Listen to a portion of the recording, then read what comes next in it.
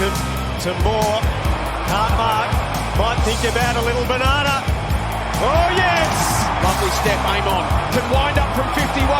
Goes for it and nails it. McKenzie. Now Warpool. It is an avalanche. Deer. Worked under it by Blythe. Front and centre. Watson bounces it through. A chance for Deer. What about Watson? What about the Wiz? The Hawks wasted no time in annihilating the Tigers, producing an electrifying first quarter. The end margin was 63 points, and the Hawks moved one step closer to finals footy. All that stands in the way now is a meeting with old mate in the Apple Isle. Let's get down to business here on the Hawk Talk podcast. I'm Nick, with me as always is Tiz, and mate, I'll admit that I find myself no less nervous than I was last week. Well, it's not just old mate, it's old mates in the Apple Isle, because we've just heard Liam Shields will play and he'll be playing his final game for his career. So that'll be nice. But as Jordan Lewis said on Fox Footy, wish him all the best, but hope Hawthorn win. No mercy. Oh, what a day Saturday was, though.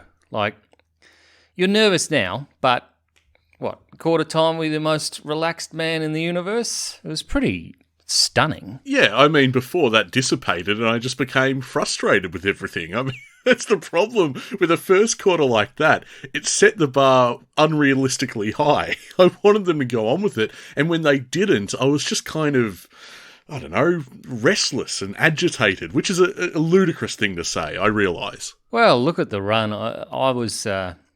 I like looking at the premiership quadrants and things like that, and I went and I rolled back to May, and where the only teams below us are West Coast and the Kangaroos, and now the only teams closer to a premiership, only one is in the premiership window. That is the Dogs, mind you. Sydney's on the cusp of the premiership window, Brisbane, then us. So you got to remember it's a long season, and I felt it was a thoroughly professional display. That first quarter, the emotions were up.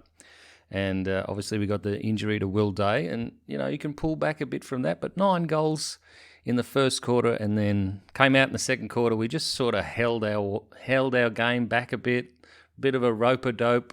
Oh, really? Yeah, I reckon. Really didn't get motoring along again, but kept the margin, and it was fine. I suspect Sam Mitchell might have seen it a little bit differently. I reckon he would have absolutely baked them at halftime. Do you think so? No, I think that's one of... I think they've got the game won in the first quarter, came out like they ended last week. And, you only need to win the game, let's face it. And we've got another big game this weekend. And then if we are playing finals, we're probably one of the few teams in the finals that won't have done that fitness work, expecting that they're going to that they were going to play finals. So it'll be interesting to see how if we can keep running out games, because that was basically our philosophy against Carlton. Run them into the ground and see what happens. And if we're going to back us, I mean, we're younger, so we should have better stamina. But look, that was just champagne football, mate, that first quarter. Yeah, it was absolutely ruthless and arguably the best footy we produced all year. I mean, that was an avalanche, as commentary put it, and they were right. And that Warple goal. That is exquisite. Some of our movement through the middle of the ground was getting a bit Harlem Globetrotters-esque. Are you talking about D'Ambrosio's? Was he the one that hit it back? Yeah, and I seem to recall that Nash might have done something similar in the first quarter as well. There were all these little deft team plays, these little tap-ons, 1%ers, and everything seemed to be coming up Hawthorn. But not because it was like, oh, they're just having the luck of everything. It was because they were making it. They were making their own luck. Look, we definitely started being second to the ball after the margin was blown out a bit, and lost the free kick count as a result, and that all got a little bit... I got a little bit jaded at the umpire by the end, but look, thoroughly professional, and after an injury to Will Day, and Jack Scrimshaw had a dislocated finger which broke the skin. Then we got Sicily running around with, seems to be a little bit crook. People are asking questions about Ginnivan, what's going on with him, because he's looked a little bit wayward not as focused. I do take that on board, but I do wonder if we're having that conversation if he slots those 2 goals. I'm just not convinced. I mean, yeah, a little bit quieter in terms of accumulation, but the heat's off if he slots those, I reckon. Well, he didn't seem to have the fire in his belly, to be quite frank. But okay, we'll concede that. I thought defensively he was pretty poor. Oh, look, I couldn't have had a better day, to be honest. Yeah, we seem to have different experiences of this game. Mine was very much an ebb and flow. It was kind of a reverse bell curve now that I'm thinking of it. It started really strongly. It dipped in the middle. It was like a very poorly baked cake. It sort of just sank in the middle, mate. I think you're being terribly harsh. We beat them all ends up for the whole day, and we were far too good, mate. Far too good. Yeah, we were certainly a class above, and I'm being too harsh. Because, I mean, we think back to last week, the talk is, look, we're just got to bank the wins. Just got to bank 2 more wins and we're there. So, there's the pass mark, is getting the win. But secondary to that, heading into the game, I'm looking at Richmond's lineup on paper, and I'm thinking, we really should annihilate them. We should destroy them. And then we go out and do exactly that. Immediately. But not only that, we then go on to win by 63 points. We've won by about 10 goals. And yet, I'm like, yeah, okay. It's ludicrous. I own it. It's very silly. I am being too harsh. They did exactly what I wanted them to do. Yeah, look, John Newcomb was just unbelievable right from the get-go. And then Jack Gunston kicking 5 and just looked immaculate for the whole day. And then, can't quite believe it, but Kel Shadir actually got a nomination. You got somewhere to be, mate. We're rushing through the rundown at a rate of knots here. I don't know what more you could ask for. I mean, you got everything you wanted. John Newcomb was the fan-voted MVP, and why not, with 33 touches for 425 metres gained, 9 clearances, 7 marks, 5 tackles with 18 pressure acts. I quite liked his team-high 15 score involvements. He was in everything, and among those, 1 goal and 2 goal assists. A deserved fan MVP. It is funny. He loves playing Richmond Newcomb. Don't know why. Loves it. Incidentally, I think this is the 3rd time Will Day's been injured against Richmond. So it was almost as if John Newcomb was making amends. Not that I'm accusing him. I think he was very much pushed into Will Day by Hopper. I think the vision shows that. Yeah. But it's almost like Newcomb went, all right, well, it's on me. I take it upon myself, and I'm gonna dig in and I'm going to dominate this game. And he did. For it to be dislocated where it was dislocated, so just under his jaw, really, where your shoulder bone meets your chest, that takes a tremendous amount of force and usually results in a broken collarbone. But,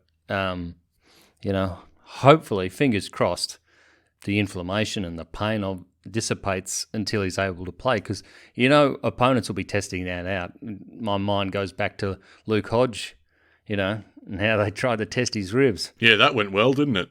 It did go well, but look, I'm sure he was in pain, but you can't show you are. So Luke Hodge that was an amazing moment, that. But yeah, a little bit touch and go there for Will. We've got a question about Hodgie later, just to give you a bit of heads up, a bit of sizzle for that. Jack Gunston was amazing. Turn back the clock. This was vintage Jack Gunston taming the Tigers. 17 touches, 5 goals, 9 marks, 9 score involvements, 11 pressure acts, 368 metres gain, and 5 inside 50s. How does a guy who kicks 5 goals have a nonchalant sort of game? It's timing. At his age and experience, Jack's timing is brilliant. And near the end of the game, Bruce passes into the forward 50.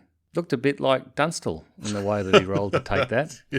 That's right. He didn't spring up quite as quickly as good old JD used to. But, look, you can't ask for more than that. And on a day where Chol was obviously fighting from some demons from his past, I think, he couldn't seem to stop interacting with the Richmond crowd behind the goals. He seemed to want to go back and have another word or had something else to say to them. But, Jack was incredible. Well, we've spoken about the master. What about the apprentice? Kel Shadir a rising star nominee, as you so rightly pointed out. 12 touches, 3 goals, 4 marks, 2 tackles, and 8 score involvements to round out the stat sheet there. I don't think this has been his best game for the Brown and Gold, but the nomination was a long time coming. It certainly was a long time coming, and you can sort of tell that Kelcher fully expected to finally get one by the way that, that Jack rolled up at his house, and he's sort of, very much, oh, right, okay. Yeah, I reckon I know what this is about. I think his mum was even got the phone going in the background, yeah. But look, I don't think you can really capture the surprise that he has been, not only for fans like us, but for the coaches too. He showed some stuff at the VFL, and we called for him to come up, and a lot of us were worried for the kid because he's so young, and he plays terrifically well in his first game, and you think, oh, that was pretty good. They'll give him a rest. We've called for him to be rested a number of times here, and That's right, yeah. He just doesn't stop. It's incredible. And he's taking huge flies, and he's backing himself, and the confidence is high, and he's kicking well, and he works well in the structure around him, and it's not built for him, but somehow the coaches have allowed him to have the space and the one-on-ones that he needs at this age to be able to impact games. Brilliant coaching and a brilliant performer. I think it's very much been established at this point that you underestimate Kelcher at your own peril. I mean, it's round 23 now. He's not a flash in the pan. He is a proven performer that can kick, his 2 or 3 on the day. And we, cast your mind back to, I think it was the Freo game. He can be a game breaker. He can kick 2 in 2 minutes. And thank you for that tweet when Day went straight off. And you're like, well, 'tis better hope his deer theory's right, that it's all deer and not Day. Because, you go through the results and it's 12 wins, 4 losses for Will Day. But it's 12 wins, 2 losses for Deer. Insanely influential, beyond our wildest expectations. I mean, I'm not really sure how Hawks fans were viewing him ahead of the draft, but I had a sneaky suspicion that, in a few years, this kid could be good, but we got to get him into the club, get him into the system and start developing him. I would never have thought. And I think to your point, Tiz, I think few would have expected the rise of Kelcher Deer to be, the ride that it has been, really. No, he just slots in. Jack Gunston takes him under his wing. Nothing seems to faze him. He just rises to the occasion each time. Quite literally. And also he takes feedback quite well. He speaks very well too on 360. We've seen him interviewed in the past, but that's a big platform to have to go on. And it augurs well for leadership in the future, and also from an emotional touchstone point of view, fantastic for us Hawthorn fans. Absolutely. Let's talk about James Worpel, who I thought was also terrific this game. 29 disposals, a team high 613 metres gained, 4 clearances, 4 tackles, 20 pressure acts, 9 inside 50s, 2 goals, one of which we've already spoken about, that exquisite centre clearance, and 11 score involvements in all. I mean, James Worpel just keeps on keeping on. I wonder where he's going to be in Peter Crimmon's calculations. I mean, could he be top 5? Well, he's already got one under his belt, and there were moments in that game where he just backed himself, shrugged off tackles, and all the Richmond faithful were absolutely boiling. And then he just played on, got a beautiful pass away. That was incredible. I'm still not really sure how that happened. In fact, we had a few moments like that, and where some of our players just seemed downright untouchable, big and small. Fantastic, because that's what it used to be like, the other way around. Yeah, it'd be like, right. Can you not hold on to him? Totally different experience this time. I think Worpel is eyeing off a top 5 PCM finish, but ultimately I think the winner is probably going to be Dylan Moore, and we sing his praises week to week. 2 goals, a team-high 3 goal assists, a team-high 3 tackles inside 50. He led our pressure acts as well, with 24 in all. I think he's in the box seat now. Once upon a time, I thought it was a way up between Will Day and Dylan Moore, but you can't go past Moore, surely. No, it's got to be Moore. I would have to say it'd have to be Moore. But look, everyone was a winner, weren't they? Like on the ground, it's hard to find anyone who got beaten by their opponent. Yeah, that's it. I mean, we've plucked out our standouts, but we were winners across the board. Blake Hardwick, a team-high 11 intercept possessions, I thought was pretty handy.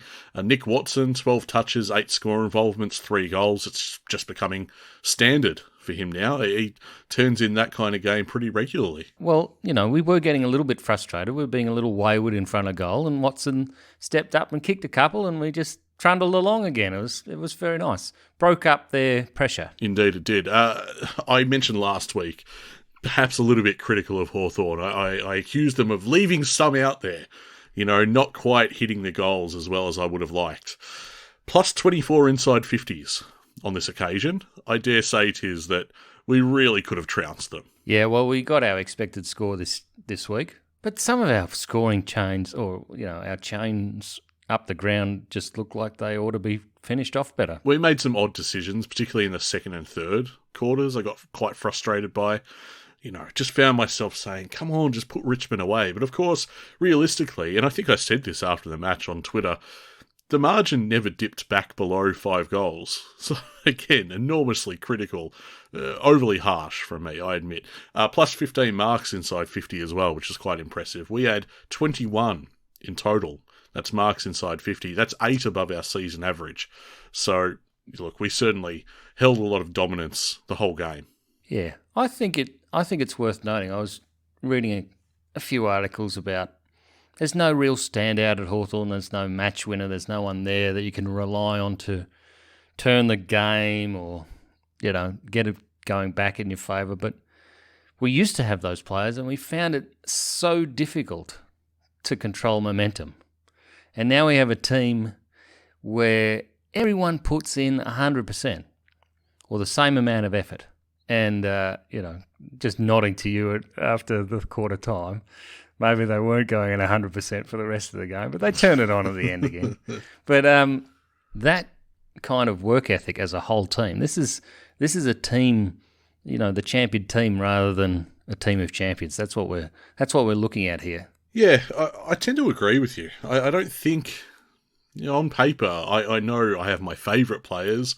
I know the players I hold in extremely high regard, who I think can be very good for us. But I must admit, previously wondered, do we have that real A-grade superstar? Like, do we have our Bont? Do we have our Cripps? And I'm not sure. But I think what I've come around to is I'm not sure it matters. Because as you say, if you all pull together, then, I don't know, it's a matter of perspective, isn't it? It's okay, we don't have one guy, but then we become instantly unpredictable. I feel like there's a few guys that could go stratospheric. Is that the right term? I mean, Weddle played another extraordinary game. Newcomb had a bit of a flat patch, but he's starting to hit his straps again. D'Ambrosio, who would have thought?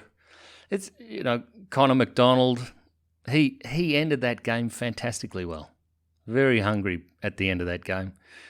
We had people saying, who's the Liam Shields in this team?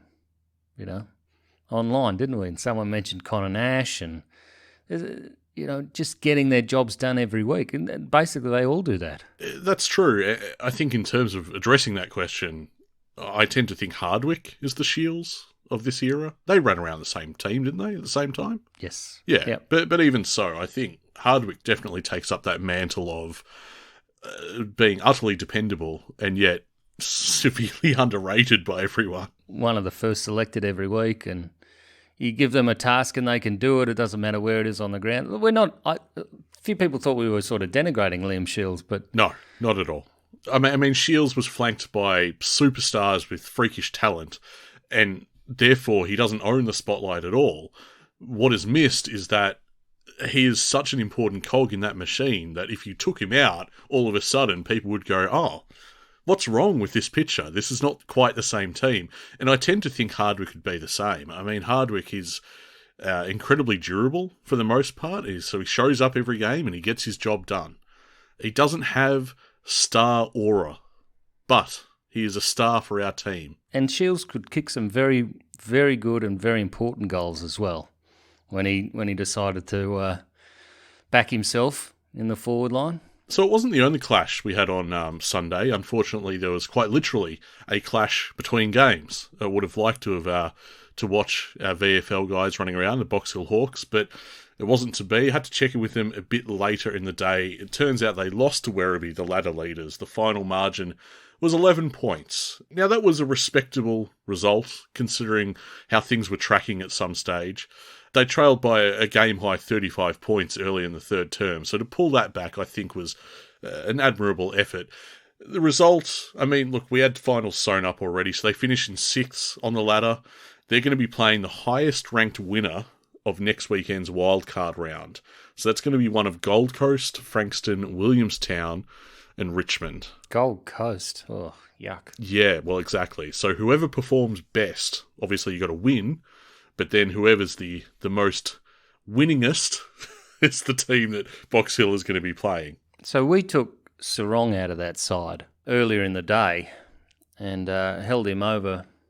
We thought perhaps he'd come into the AFL side, but it looks like he'll be required down in Tassie, doesn't it? So what it meant was they were undermanned both in attack and in defence. Yeah, so no Sarong and no Scaife.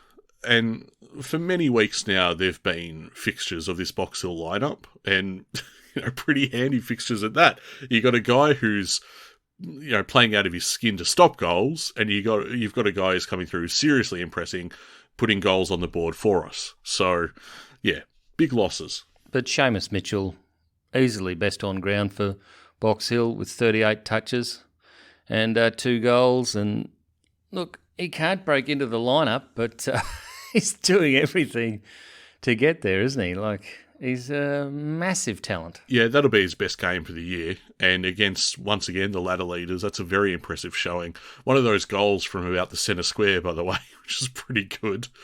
6 score involvements in all for Seamus. Josh Ward amassed 20 touches, won 5 clearances for the day. Ethan Phillips was also among our best players, reeling in 14 marks and notching up 20 disposals, running at 95% disposal efficiency. So, look, 11 points, it's not so bad. We registered 30 more disposals and 29 more tackles on the day. That's a good 20 above our season average for Box Hill.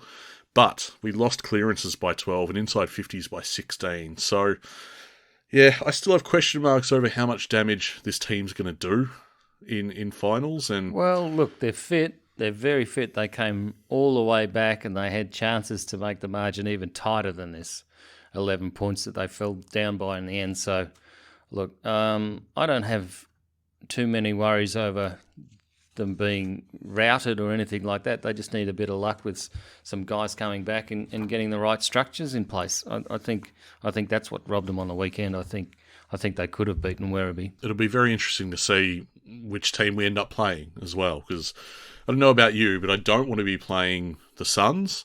I don't want to be playing Williamstown. They're the two that I'm a bit worried about, but we shall see. They've got a week off now, obviously, because the wildcard round's going to be happening, and they'll be back the following week to play in an elimination final. So we'll keep an eye on that. Let's talk injuries, mate, because the injuries were the talking point of the weekend in the end. So Jack Scrimshaw, disgusting finger injury. Probably has a couple of weeks. Oh, look, they say they're going to give him every chance for this weekend, but...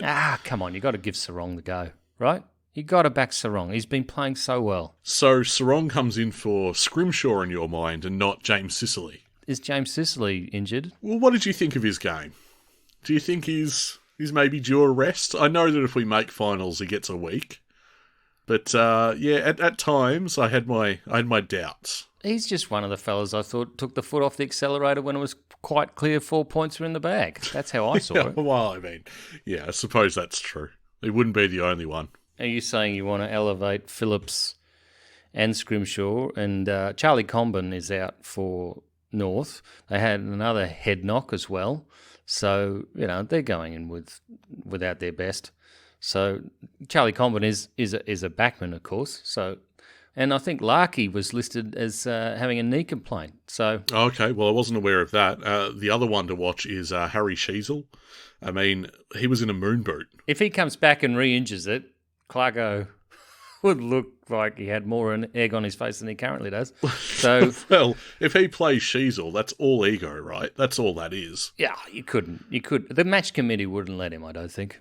It's the final round. You got nothing to play for. And then CJ, would he play at Box Hill or? He's still 1 week away, CJ, unfortunately. Oh, still another week. Okay. Ned Reeves, we haven't seen Ned Reeves for a while, and then we have no idea what Will Day's going to be doing. Yeah, Will Day, I mean, look, the most optimistic projection is that if we make finals, he might be right for the first game, but that's very touch and go.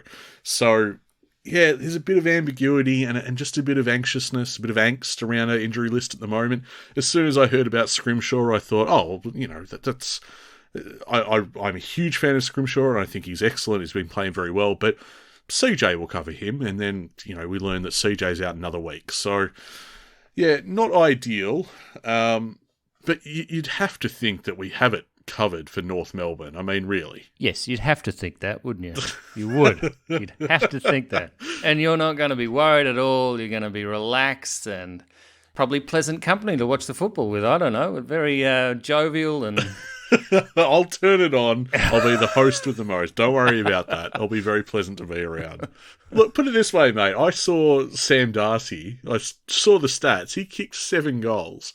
And my first thought was, what's Chol going to do? What's Deere going to do to the Roos if Darcy can do that? I mean, I'm not saying we're going to beat them by, 90 points or something, but this should be a W. There can't be a question of that, surely. Yeah, well, the Richmond Tigers fans near us were, looking at how much the margin was over North, watching the percentage go down and feeling good about that until the end of the first quarter, and then they were in a similar position. So, yeah, they've got Gold Coast. If they can beat Gold Coast by a thumping margin and we do one on North, and they might be able to get off the bottom, but it doesn't look promising. So Ends wonders, considering the importance of this next game, because it's going to decide whether our season continues or whether it ends, who would you both like to see come in for Day and possibly Scrimshaw if he's not good to go by Sunday? Well, I think for Scrimmer, as you say, Sarong, I know he doesn't have the match fitness, he was held over, but it's probably got to be him, right? And as for Day, my first thought was Hustwaite, to be honest. Really? That's interesting, because we haven't seen him for a long time. And so that gives me a bit of pause for thought, but yeah, that's who I went to first. Bodie Ryan had a good game too. Yeah, he did. So, yeah. Ward, most recently out of the side, could come in. And, of course, McGuinness would be disappointed if he wasn't elevated. That's what I was going to ask you about. Is McGuinness in the frame? I would say that he has to be. We might have to get a little bit creative with our midfield rotations, but yeah. Does he have an obvious opponent to go with? Like, this is the thing with McGuinness. You can't rely on him to get his own touches. So no, that's right. I mean, do you put him on... who do they have at North? UDL, as you would say? Yeah. Simpkin, is that one of them? Is he still going? I don't know.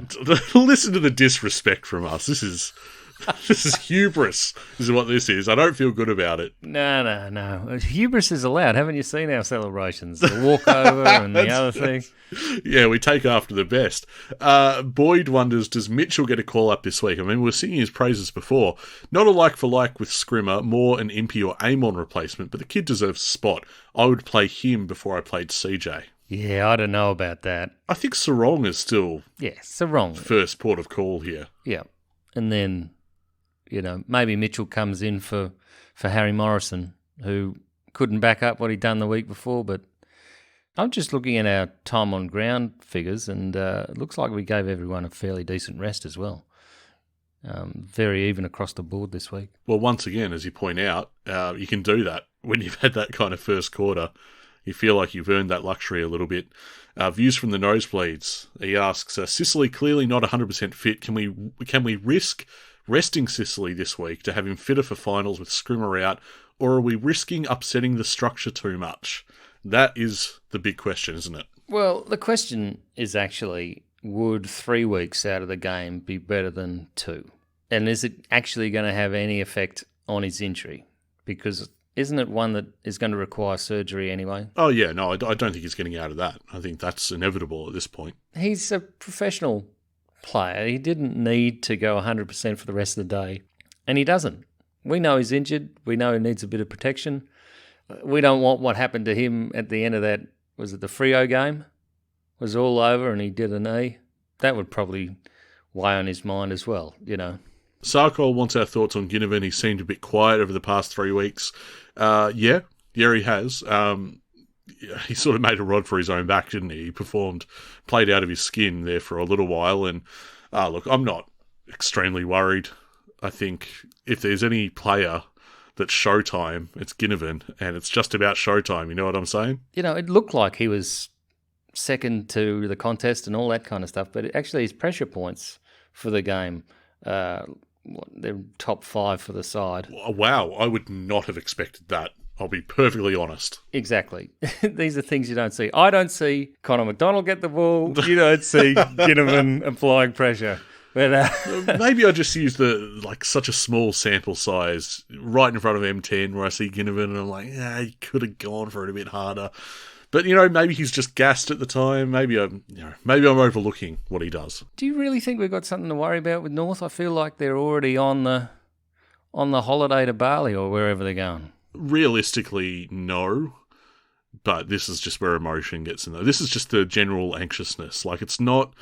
Finals are not a certainty until the final siren and we've won. And when that happens, my nervousness will dissipate instantly. It will go away for a little while. And then, of course, when it's time to be presumably at the G, then it will be back, of course. But, yeah, that's just how it is. It's because of what's at stake and because it's North. Now, Mark has a good question. Who are our top 5 players we can't afford to lose for finals? If we make it, of course, he adds, surprisingly. I almost don't... I put this in the rundown. I almost don't even want to answer it just out of some weird superstition that whoever I name here will instantly go down at the first centre bounce or something. Let's see. It is Sicily ahead of Meek. Mm-hmm. Then you'd have to say Newcombe. Yeah. Chol. Yes. And... I don't know. Take your pick for the 5th. Oh, look, Dylan Moore. Okay. Just the industry of that guy you can't match. So, yeah. I would have probably put Carl Amon because he's very, very important to our ball movement. But, yeah. We're such a... Like, this is just going back to such an even side, you know? Yeah. I have no notes. Like, every guy that you listed there, yeah, would be tough. It'd be a tough pill to swallow and tough to cover for them. I mean, fingers crossed it doesn't come to that. I mean, Mark's got us wading into murky territory there. It's doing nothing for my anxiety. No, but this is the kind of analysis we'll be doing when we start preparing for a home final against the Dogs next week, you know? Yeah, okay. We'll get to that very shortly. But first of all, it's time to get to our social media stuff before we press on. It's this point in the show, of course, that we like to do a bit of a call to action to help other Hawkers find our show. You can help us do that by rating the show or leaving us a review, whether it's on Apple Podcasts or Spotify. If you could spare a few seconds to do that, that'd be wonderful. The other way, of course, to help us out is to simply tell your mates about the podcast. Get Hawks fans checking out our work. This is how we build our audience. This is how we build our community. And speaking of community, that's exactly what we have on our social channels, from X to Facebook to Instagram. We're all buzzing with excitement at the moment with everything that's happening around the club. Jump on our socials and join the conversation with thousands of other diehard Hawkers. We'd love to have you. And finally, and very significantly indeed, we would like to extend a massive thanks to our proud, passionate and paid up Patreon subscribers. It's because of you guys that we get to devote more and more time to doing this each week. Stuff for the podcast, all the socials, everything that you enjoy. We get to bring you top-notch episodes such as this. And we've got a shout-out this week to our latest subscriber, Glenn. Welcome aboard, Glenn. Thank you for getting around us. We really appreciate that. Now, for anyone that hasn't signed up and you're contemplating it, consider this. It's subscribers who will get the vast majority of content this off-season. It's also subscribers who are first to hear about our watch party this week, in which we're gathering with listeners to watch Hawthorn take on North Melbourne Tiz. Well, we tried out this pub a little while ago and we thought, yeah, it's not bad, actually. Hawthorn won when we went there. So tends to help. Yeah. We had a good atmosphere. We met a couple of listeners who recognised our banter, I imagine. And, so we're heading back there. And we've got a room, so we can be a little bit noisy and hopefully get the Hawks over the line in Tassie without having to be there. Here's the thing. It's basically at capacity, so we're not going to plug it here. and we're going to have a guest list as well, so you can't just rock up. Basically, we're saying, though, as far as Patreon is concerned, that subscribers get perks. So if you want to get on board, head to our Patreon page, patreon.com/HawkTalkPod. It's going to be a great afternoon. That'll be a lot of fun. Now, on to red time items, and firstly, the AFLW practice match, Hawthorn kicked 11-11-77, defeating Sydney 4-4-28.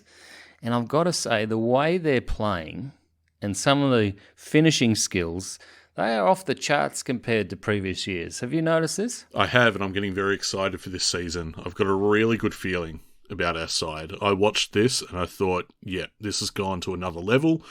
I think year one was what it was. Year two, I thought was a step forward. This season is looking like a leap, okay? So I'm pretty excited. They're attacking beautifully. Anya McDonough with 2 goals, Hipwell with 2 goals, Fleming, Ashmore, Baskarin. They're all the names we recognise, but now they're starting to actually hit the scoreboard. That's 22 shots to 8. There were a couple of goals there where I was like, no, that's an excellent finish. Like I didn't like in the past, I wouldn't have expected you to have a shot there, and you've had a shot. It's not another one of those little dinky passes that someone always gets in to punch away. No, they've had a shot, went straight through. Beautiful. The Bloods are our bunnies in the AFLW. Can't do anything. Beat them in the regular season, beat them in practice matches. It's all good. It's a 49-point win over the Swans. That was our official practice match at the SCG. Now we turn our attention to round one. That's going to be a clash with Carlton at Kinetic Stadium in Frankston on Sunday, September 1st. I'm looking forward to that. I am, in fact, attending that one. It's going to be a good day, hopefully. Yeah, we've been down to Frangers a couple of times, haven't we? It's not so bad. It sounds like it's a long way away and a bit of a trek and may not be worth the day, but it's quite nice when you get there. And here's the thing. I think we've got a pretty good record there as well. Hawthorn tend to win when we play there. So, and also, if we do have any Twilight games coming up, I know we have the one with the Suns on a Wednesday evening. It is a really beautiful setting at sunset. I think it's a gorgeous location, gorgeous setting to play football, and I look forward to that. And it should be said there is capacity, undercover. So even if the little bit better than Box Hill, there's not so much undercover, but out there is. Indeed. Now we move on to miscellaneous questions to bring this episode home. This first one from Acidity. What do you think is the likelihood we land all three of Barrass, Battle and Perryman? Look, I still don't know how they're going to get Barrass over the line, but Barrass, Battle, Perryman and Petrarca, like that's just almost undoable, isn't it? Like, that's not going to happen. Did you read that? We've been linked with Petrarca. Oh, gosh. You can hear it in my voice. I am oozing with some kind of, I don't know what this delight is, but they are falling apart. This is a club in crisis. They are crumbling and you are loving every second. That's what's happening now. Well, they overachieved in a non-footballing context. So, good luck to them. I saw an article from Fox Footy today that linked every club. Fox Footy went club by club assessing their chances of getting Petrarca. I'm like, surely he has to come out and just do a press conference and say, look, I'm not going anywhere. But he won't, because he might be going somewhere. Now write this down. Mark my words. He will go through that contract with a fine-tooth comb and find some out due to what happened to him with the medicos.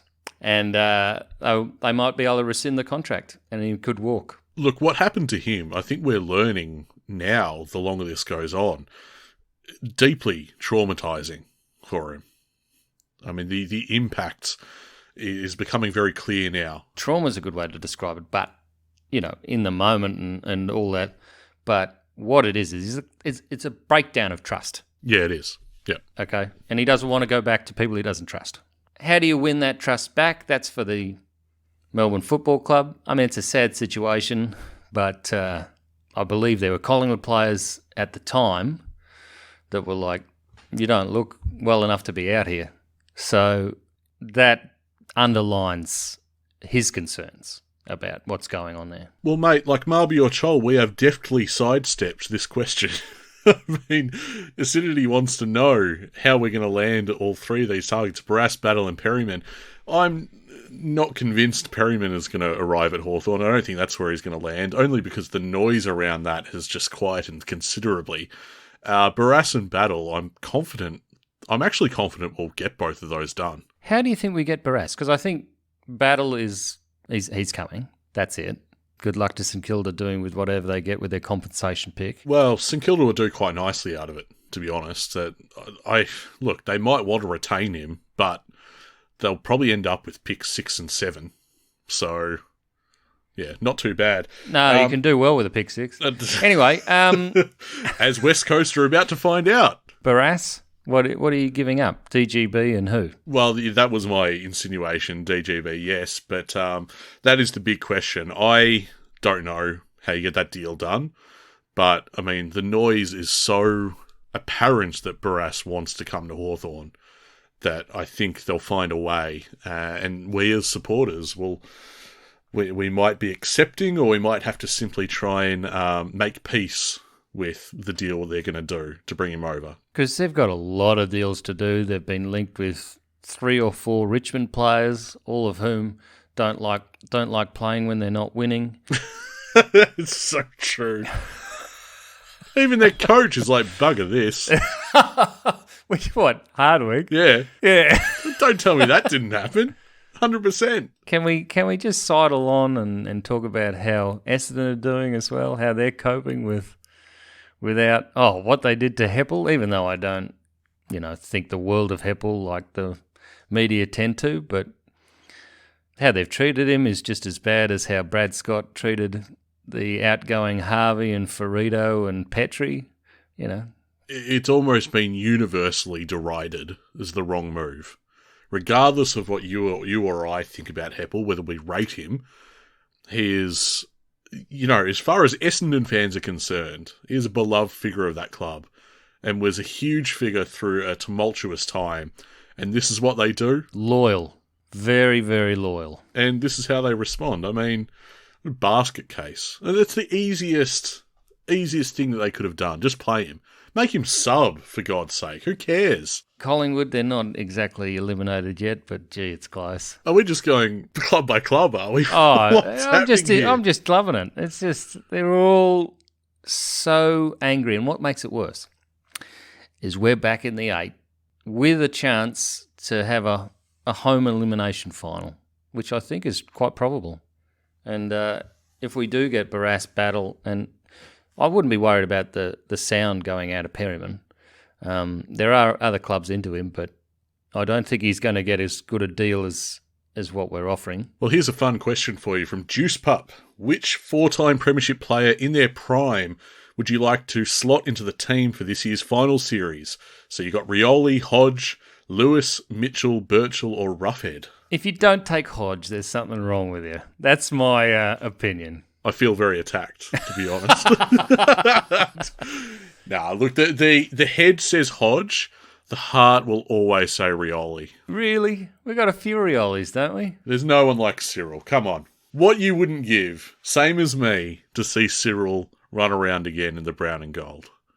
I mean, imagine that. And in a final, no less. It's true. He wouldn't be the kind of player we need at the moment. I think we're going okay, but he's Cyril Rioli. It's as simple as that. Yeah, I think Hodge would probably stifle the celebrations after the goals. He does have a track record of this, yeah. But just for sheer will to win, Luke Hodge, please. And I don't think you could have Sammy Mitchell in the box and on the field. Wouldn't work. It's too much, Sammy. This question really strikes at the heart of what a lot of fans are thinking at the moment, what they're pondering. Len asks, what is the best final scenario for Hawthorn? Most scenarios involve us playing the Dogs. If Brisbane lose and Geelong win, we play Brisbane at the MCG. If Geelong, Brisbane, Dogs, Carlton, Freo lose, we play Carlton at the MCG again. If everyone loses, we finish 4th and go to Sydney. I have to double check if that's all correct, but I'm gonna take Len at his word there. What about you, mate? What do you reckon? Does Geelong have to lose for us to play Carlton? I'm not sure they do. Again, I'm sure listeners can correct Len in their own time. We'll just run with his assumption. That's fine. So, but if we were to play Carlton in the MCG again, that would be fun. And I would prefer that to playing the Dogs, I think, I would too. either as home or away. But facing the same opposition inside a month is always difficult. There was a chance that we could meet Geelong. That doesn't look like that could happen, but it does mean that if we were to beat the Dogs, we could end up playing Geelong in the prelim. Is that right? Ultimately, because obviously we'd have to go through the semi first. Yeah, of course, but... I love that. You're like, yeah, no problem. Yeah. Well, I mean, Geelong in a prelim is always good fun. Tends to go well for us. I've done so many scenarios. Most of them end up with us heading to Port Adelaide to get into a prelim. I wouldn't be surprised if that game got replayed again. Yeah, I mean, look, if it came to that, I mean, what a result for Hawthorn. It's all fantastic. Like, we can't lose from this position, really. If we make finals, that is a fantastic result for this young team. Indeed. Yeah, we have banked an amazing result at that point. Who would I like to play? I mean, look, you pose the scenario if it's between the Blues and the Dogs, definitely the Blues. But then I think, I don't know, Hawthorn versus the Western Bulldogs will be a cracker of a game. Not that I'm that interested in that. Obviously, I just want whatever benefits Hawthorn. But for football, that will be an incredible spectacle, I reckon. And on the turf of the MCG, I'd probably back us to get it done. I think it'll be close, but I like our chances. Don't we play the G well? Isn't it great to see? Yeah, we do. And like I said, I think this is still the case, that we are... Carlton's home ground, are they still Marvel tenants? Or what's going on with that? Yeah, they are. They're trying to get out of that, but good luck. AFL own the property now. I would like to make mention, actually, of the noise of the crowd recently. It is excellent again. Middle of June, not that great, but the noise of expectation is back. And there's been a couple of moments where you've got that murmur of appreciation before something good happens, which is just delightful. Do you like whenever Deer or Chol are about to take off? That's one of my favourite things in games at the moment. The expectation or the... Yeah, you can hear just the volume rise. Yeah. Usually me with Marby or Chol, I'm going, Chol! It's probably about 5 seconds before he's even left the ground. I'm already doing that. Well, I noticed there was a moment which took me by surprise because I'm over the other side of the ground, but there was a moment there where Weddle was obviously going to receive the handball and run off the half-back line with a fair bit of space in front of him. And the crowd was hankering for that moment. That's beautiful. We have a question from Reese here. What has been your top 3 moments or games of the year for you both? Well, I'm not going to answer that one. I want to flag that we will answer it, but our season's not over, and I think there's good moments still to come. Oh, I have my answer pre-prepared. Okay, all right, go for it. Well, I think the Weddle from 50, I think that is the highlight with the salute. And in terms of a morale highlight, Sicily continuing the game against the Dogs and then kicking the sealer. And then 3 actually came on the weekend, the third one. 9 goals in the first quarter, and then just trotting out the rest of the game. The first thing that came to mind for me wasn't even on field, actually. And maybe it's just because Culsher's been in the news, but Culsher and Gunston. Culsher being informed of his debut. It was a really special and touching moment. Certainly his first goal as well was very moving. And the ones you listed, yeah. I mean, fantastic. Well, just that off-field dynamic between Gunston and Culsher and Bruce and the other forwards, and how they're all learning and developing, and they are going to make mistakes, but it's all for the good of the side. Love all the selfies. Selfies are great. Not sure about this Hawk thing. The leader of the Alamaniacs asks, what more do the Hawks have to do before you rename the podcast to Hawk Talk? So that's a brand of couple of the players, is it? I think Ginnivan and Watson might be involved in it somehow, but either way, it's become a merch thing now. But in terms of what it is referring to, like, even beginning to try and explain it, I'm going to sound like an old man. So you know what? I'm just going to stop. It's all ad hoc, isn't it? So okay, all right, we move on. And I didn't realise that the players would be hocking wares either. Oh, boy.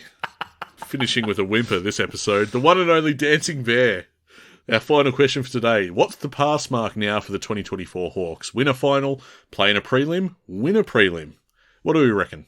Make finals is always the pass mark. Anything above that, brilliant. I mean, heading into this season, the pass mark was, get close to finals. Yeah. Well, we surpassed that. And now it's make finals. And then everything after that is pretty much gravy. Everything else is a bonus. Would I love to win a final? Well, obviously, it goes without saying, but we make finals, and this season's already a triumph, but it takes it to the next level beyond that, I think, if we make finals. If you do want to look at the next level, maxing out the membership, getting back in prime time, having that to wave in front of sponsors has been one of the most entertaining sides in the league that people are going to want to watch or hate watch even. That's very good for the club's bottom line as they look to finish Dingley. Yeah, I think Hawthorn has become cool again.